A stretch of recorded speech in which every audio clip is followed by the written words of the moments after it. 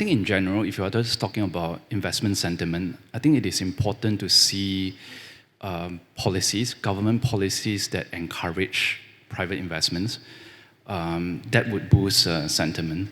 I think a lot of the, I would say, more socialist type of directions that we saw earlier would give foreign investors an impression that the government's priorities is not to focus on profits, for private investors to focus on profits, but other issues like national security would take precedence.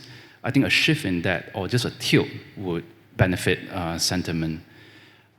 Secondly, I guess, is the stabilization of the property market. I think everyone is waiting for that. I do think that once you see some stability in the tier 1 cities and some stability in consumption, investors would put money back again into China, especially in the equities market. I think bond market is slightly different. Some of the more immediate concerns I have is if PBOC is going to tolerate a rapid drop in yield, because I'll just highlight some risks that I personally focus on. Like the insurance sector in China is very different from other countries. The duration gap that insurance companies run in China is between 3 to 6, 7 years. But in other countries, we're talking about 1 year or half a year duration gap. So if you have a very quick and sharp drop in yield, and you have an equity market that is not growing, you do have some asset liability mismatch problems to address. So in the short term, I am a bit worried if the regulators can tolerate yields moving rapidly lower.